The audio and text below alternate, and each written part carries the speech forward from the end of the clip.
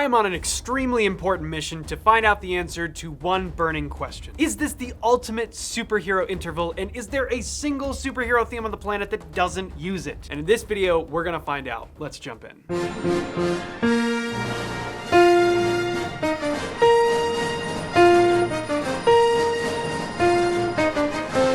That's it! The interval, of course, that we're talking about is the perfect fifth. And it has long throughout history been used as one of the most impactful and strongest intervals, which then wind up being used in superhero films and action movies. Anything where we need a strong, impactful theme.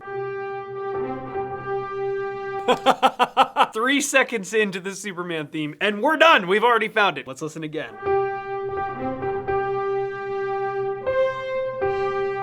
This is all we're using so far. And then finally, we give it up. But it's all based around, and that's the theme. It doesn't get much simpler than that, but it is powerful, it's impactful. So what is it about the perfect fifth? What makes it the superhero interval? Well, to answer that question, we have to take a look at intervals. And if you don't already know, an interval is very simply the distance from one note to another note. So in this case, we have 1, 2, 3, 4, 5. Now, even though it is not the symmetrical division, it's not actually the halfway point of the major scale, we tend to look at it that way. But that's actually not why this is such a strong interval.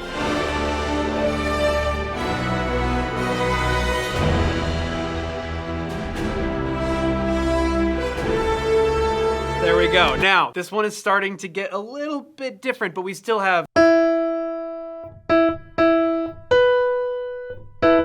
There's our fifth. Now, of course, we land on the fourth. That fifth is in there.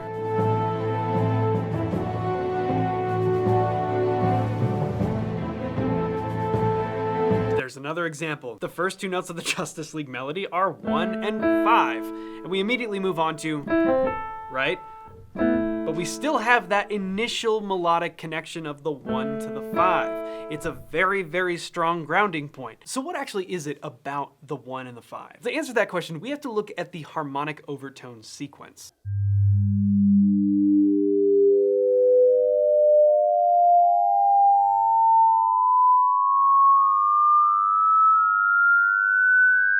Now, the harmonic overtone series is a series of naturally occurring frequencies. It's a super complicated thing, but basically math results in a lot of notes happening at once when we play a given string. I'm gonna play this note down here, okay? It's an F, it's F1 down here, right? So, but what I want you to do is I want you to listen for other notes inside of that.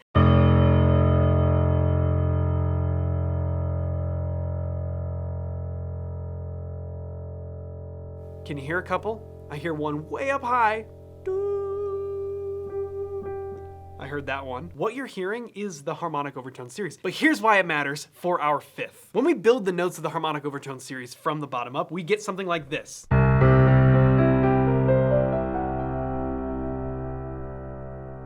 All of those notes, if I were to just play this bottom note, they're all there. They're all within this one note. It's super crazy. But I want you to take a look at the very first notes that I played. Listen to that. That's it. And then we get that one next, right? But as we go higher, they get closer together. But the first thing that happens, we just have an octave. It's just a repeated note. But what's the next thing?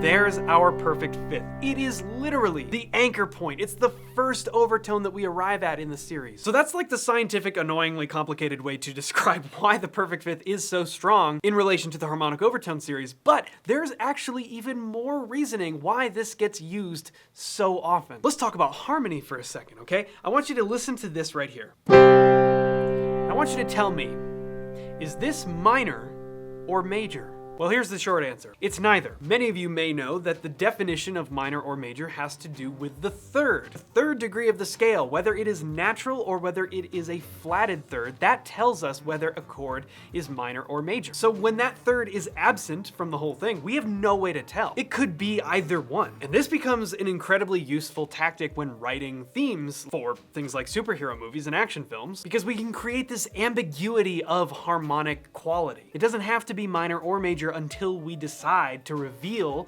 how we're going to define that. Let's take that Superman theme, for example. Let's listen to the very first notes of the melody. When we hear this, it could go either way. It could go,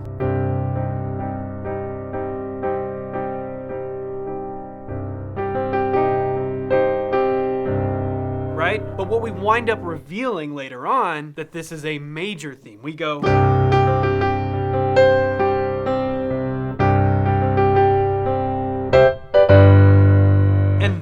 note in the melody is the first time that we have revealed whether this is minor or major. Other times it reveals itself a little sooner. Let's take a look at the Star Wars theme, for example.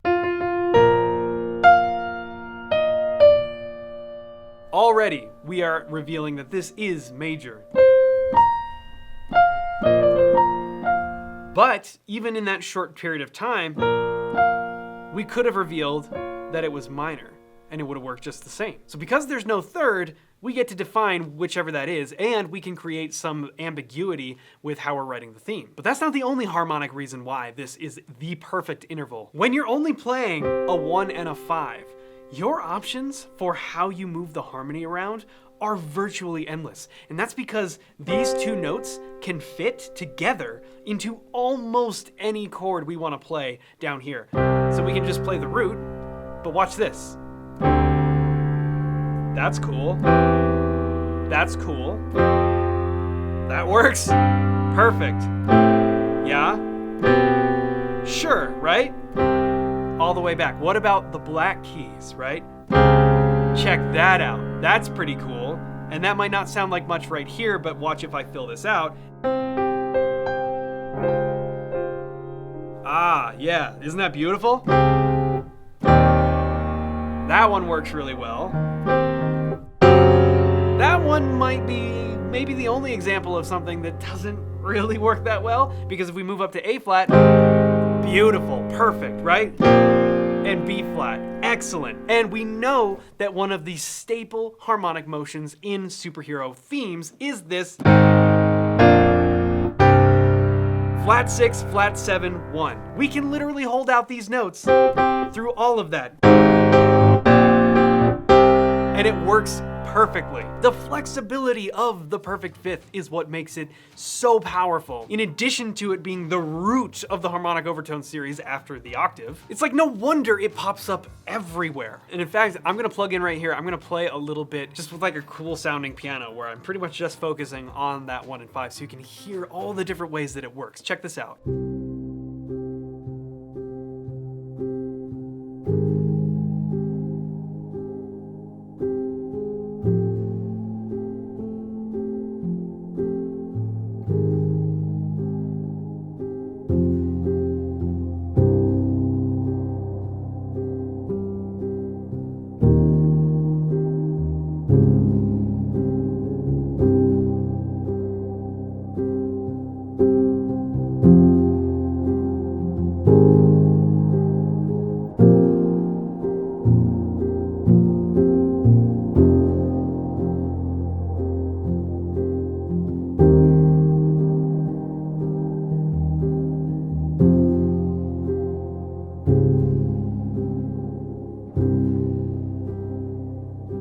It's no wonder that the perfect fifth is the superhero interval. It's the key to making so many movie themes absolutely iconic. And if you thought any of that noodling that I was doing there was kind of cool, we just launched a mini course that's completely for free that'll teach you some cool things you can do that are very similar to what I just played. You don't need to read any music and you don't even need to have ever played the piano before. So check that out at the link below, and thank you so much for watching this video. I'll see you in the next one.